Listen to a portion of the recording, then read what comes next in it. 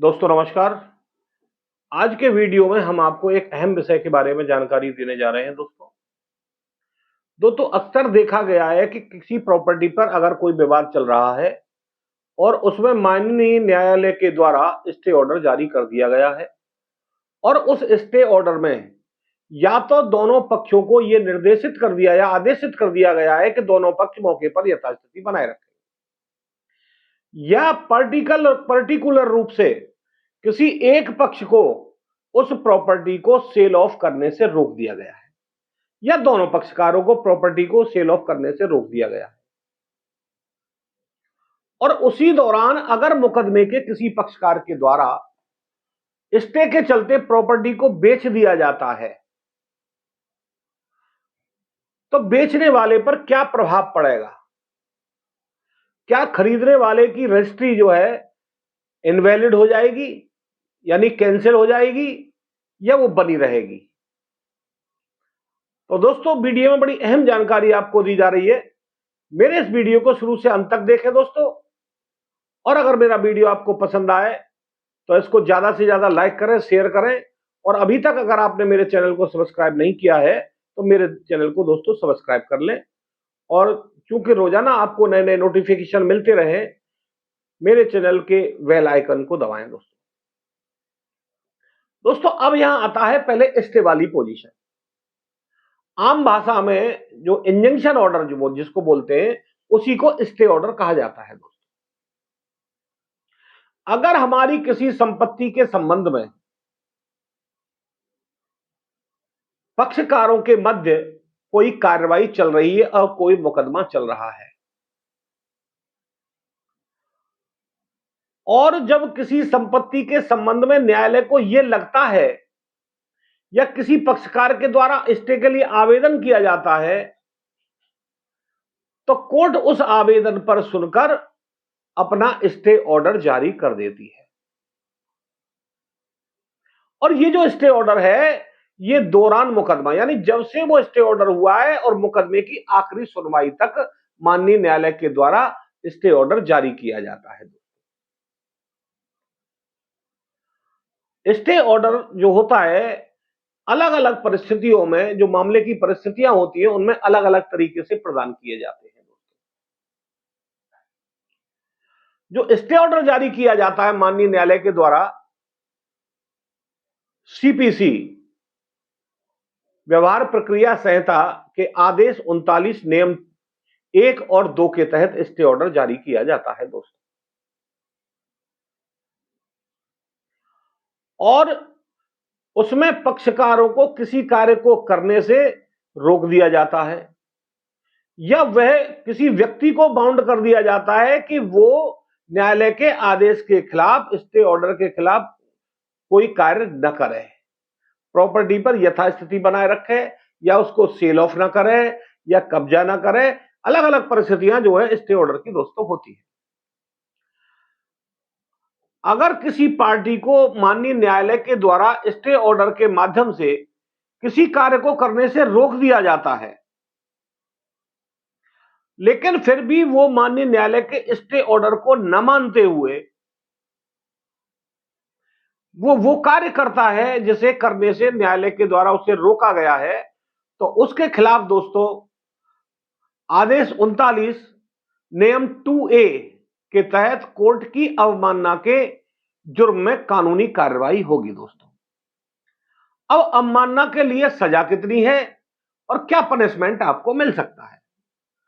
39(2)A के तहत अगर आपने या किसी व्यक्ति ने या किसी पक्षकार ने, मैं व्यक्ति का तात्पर्य मेरा पक्षकार से ही है, किसी पक्षकार ने कोर्ट के आदेश का वायोलेशन किया है तो 39(2)A के तहत उसको दो तरह से पनिशमेंट किया जा सकता है। दोस्तों एक तो उसकी प्रॉपर्टी को कुर्क किया जा सकता है, दूसरा कोर्ट के आदेश का वायोलेशन करने वाले व्यक्ति को सिविल कारागार में 3 माह तक के लिए न्यायालय द्वारा भेजा जा सकता है। दोस्तों अब यहां तो हो गई कोर्ट के वायोलेशन के आदेश के वायोलेशन की बात। दोस्तों अब नेक्स्ट देखते हैं दोस्तों, अगर किसी संपत्ति के संबंध में कोई विवाद चल रहा है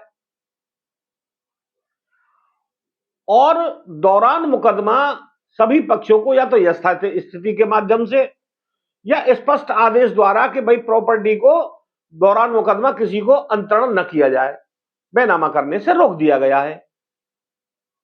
और इस सब के बावजूद भी अगर मुकदमे का कोई पक्षकार उस विवादित संपत्ति को या उसे के किसी भाग को किसी थर्ड पर्सन को विक्रय कर देता है, तो क्या वो बेनामा जो है कैंसिल होगा?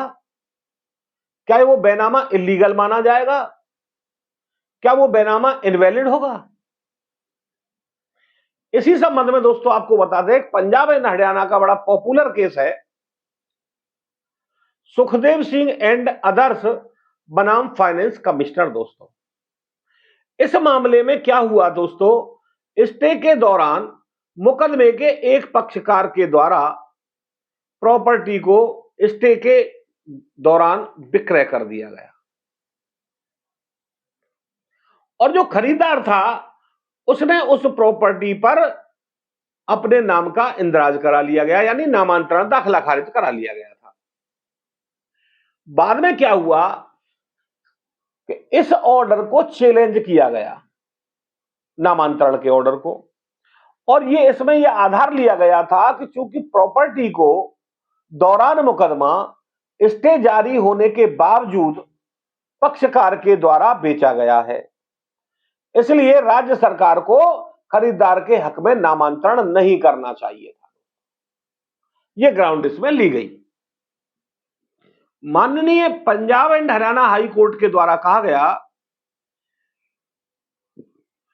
कि जिस मुकदमे में स्टे ऑर्डर जारी हुआ है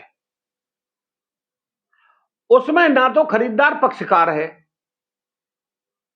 भाई जो कंटेम्प्ट की कार्रवाइयां होती है 39(2)A की कार्रवाइयां केवल मुकदमे के पक्षकारों के खिलाफ ही चल सकती हैं, किसी थर्ड पर्सन के खिलाफ नहीं चल सकती।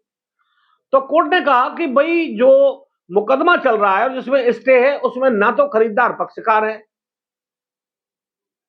और ना ही उसे स्टे ऑर्डर की कोई जानकारी है।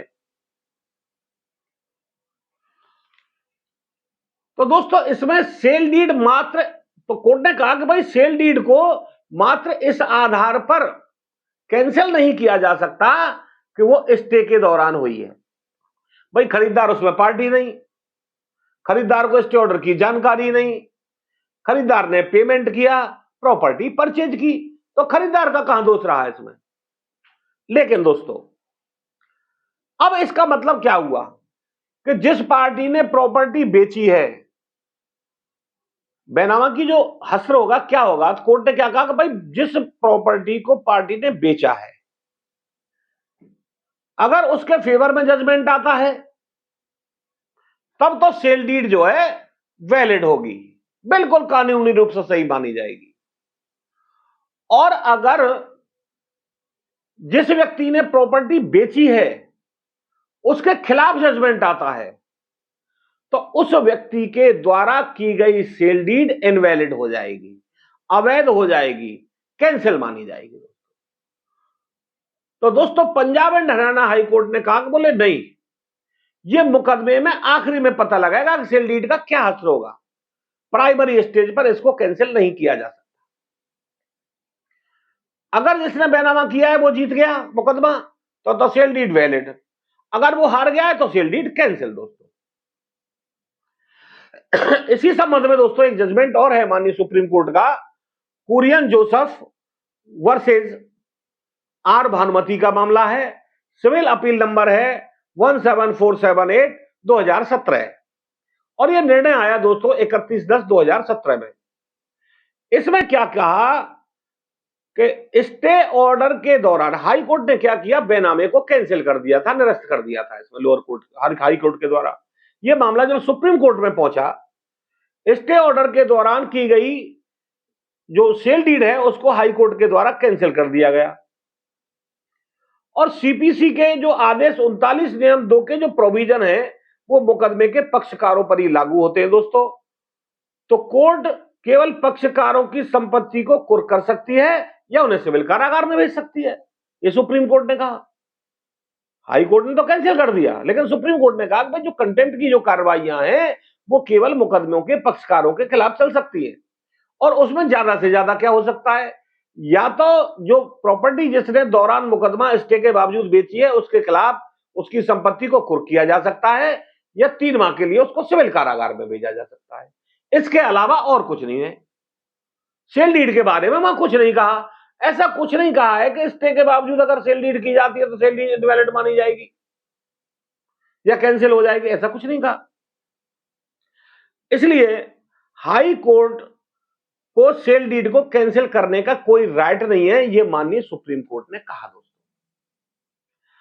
अगर प्रॉपर्टी किसी ऐसे व्यक्ति द्वारा बेची जाती है जो उस मुकदमे में पक्षकार है, और खरीदी किसके द्वारा जाती है, जो उस मुकदमे में पक्षकार नहीं है, तो सेल डीड मात्र इस आधार पर कैंसिल नहीं हो सकती कि वो स्टे ऑर्डर के दौरान बेची गई है। यह माननीय सुप्रीम कोर्ट का जो फैसला आया, बड़ा अहम फैसला था। दूसरा, कोर्ट ने फाइंडिंग दी कि सेल डीड की जो वैलिडिटी है कोर्ट के फाइनल जजमेंट पर निर्भर करती है। और फाइनल जजमेंट क्या है कि अगर कोर्ट का फाइनल जजमेंट मुकदमे के पक्षकारों में जो प्रॉपर्टी का विक्रेता है उसके फेवर में अगर जजमेंट आ जाता है तो वो सेल डीड बिल्कुल लीगल और वैलिड मानी जाएगी, कानूनी रूप से वैध मानी जाएगी। अगर बेचने वाला जो पक्षकार है उसके खिलाफ जजमेंट आता है मुकदमे में तो वो सेल डीड इनवैलिड मानी जाएगी, यानी कैंसिल मानी जाएगी, उसका कोई अस्तित्व नहीं रहेगा। लेकिन फिर भी दोस्तों मैं आपको बता दूं कि ऐसे मैटर की जो प्रॉपर्टी है उनको खरीदने से हम लोगों को बचना चाहिए, क्योंकि अगर प्रॉपर्टी हम खरीद लेते हैं तो मुकदमे में पक्षकार बनना पड़ेगा, टाइम की बर्बादी होगी, आपके पैसे की बर्बादी होगी, और एक खतरे की तलवार आपके ऊपर लटकती रहेगी कि भाई जिससे हमने प्रॉपर्टी खरीदी है कहीं वो हार ना जाए। क्योंकि सारा जो बैनामा का दारोमदार है सेल डीड का, वो उस पक्षकार के जो विक्रेता है उसकी हार जीत पर डिपेंड करता है। अगर वो हार गया तो सेल डीड खत्म, अगर वो जीत गया तो सेल डीड वैलिड।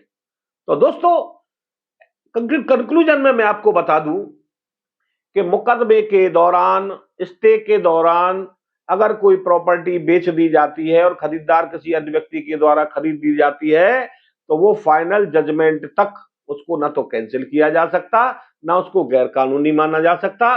और अगर फाइनल जजमेंट जो है विक्रेता के फेवर में आ गया है तो सेल डीड बिल्कुल वैलिड होगी, अगर उसके खिलाफ आ गया है सेल डीड आपकी कैंसिल मानी जाएगी, इलीगल होगी। दोस्तों, तो दोस्तों उम्मीद करता हूं ये वीडियो आपको पसंद आया होगा, और अगर मेरा वीडियो आपको पसंद आया हो इसको ज्यादा से ज्यादा शेयर करें, लाइक करें, और मेरे चैनल को दोस्तों मेरी हौसला अफजाई के लिए मेरे चैनल को सब्सक्राइब करें, और नए नए नोटिफिकेशन कानूनी आपको मिलते रहें, इसलिए मेरे चैनल के बेल आइकन को दबा दें। दोस्तों, आज के लिए बस इतना ही।